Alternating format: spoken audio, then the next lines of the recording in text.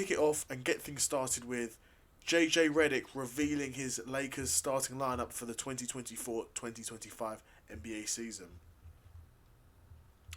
Now, in terms of JJ Redick as a coach, of course, I think we're all well aware of the potential risk. You've getting a guy in to manage to be head coach for the Lakers who's never been a head coach before, but going off JJ Redick's performances as a player and the way he talks about the game in his podcast, he's clearly got a high basketball IQ and a lot of knowledge of the game. That doesn't necessarily mean you're going to be a great coach, but I think it's definitely, a potential factor in, becoming a successful coach is how well do you actually know the game. And he seems to know the game pretty well. But we're going to go through his starting five lineup for the Lakers next season. And to be honest, there's not really any surprises here. It looks like it will be D'Angelo Russell at the point guard, Austin Reeves at the 2 guard, LeBron at the 3, Rui Hashimura at the 4, and then Anthony Davis as the centre. I mean, there's a bit of flexibility in that starting five where, at times you'll have LeBron as the point, D'Lo as the 2 guard, and Reeves at the 3, with the power forward and centre remaining the same. So you've got a bit of movement there, and of course we know LeBron, he'll be starting, he'll be a ball dominant player, so at times he'll be like a de facto point guard when on the court.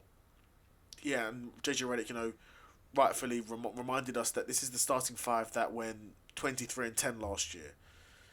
So in terms of performances and getting results, was one of our better starting five combinations. But that also means that Reddick's starting five leaves power forward Jared Vanderbilt, who dealt with multiple injuries last season and is questionable for the training camp. That leaves him on the bench, which doesn't really surprise me because, like we said, had multiple injuries last season, and when he did play, he wasn't amazing. I don't think he had a huge impact in terms of points return, but Vanderbilt is a big body and he is a good defender.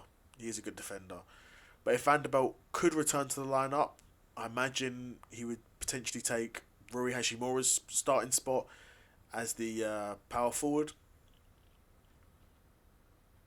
But I mean, we'll get a better idea when we see what Reddick likes to prioritise. Because Vanderbilt, he's one of our best, defenders in the team. Then that leaves you with the likes of Gabe Vincent, who had a knee injury last season and played just 11 games for the Lakers. So not an amazing, return that we got in our first season, but he's only been here for a year. So he joined us last off-season.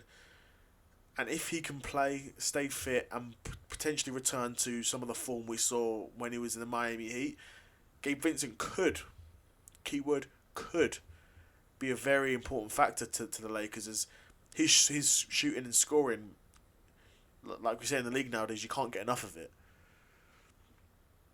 So if you've got a Gabe Vincent who can come in and be an offensive threat, then he's not got a place in the starting lineup, but he's definitely got a place as the 7th or 8th man off the bench for sure.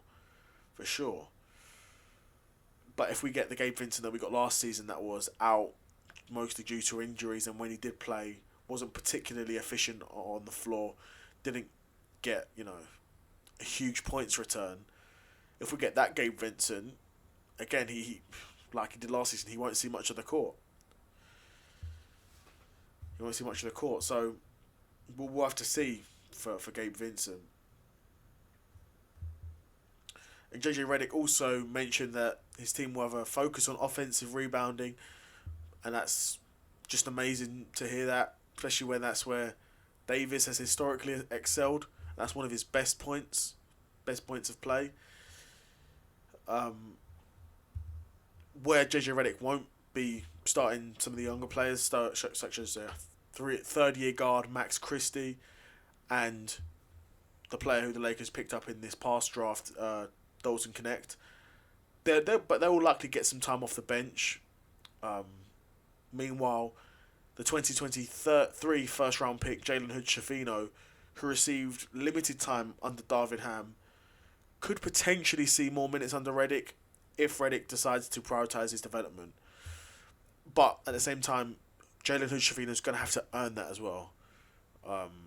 Because last season he didn't play much, and when he did play, he was slightly underwhelming, and isn't who I would have picked at that slot in the 2023 draft. I would have picked Brandon Podziemski, who was available, but I'm not Rob Pelinka. But I would definitely like to do a mock draft for the Lakers. I mean, who would I take, and why would I take them, etc., etc., etc. For next season. But we'll cross that bridge when we get to it for the 2025 draft. That's not for a while. But yeah, be super interested to know what you think of JJ Redick's Lakers starting five, and what do you think their record will be? Do you think they'll reach the playoffs, play in? Do you think they're contenders for a title? I wouldn't have thought so, but I'd be super curious to know what you guys think in the comments below. Let me know.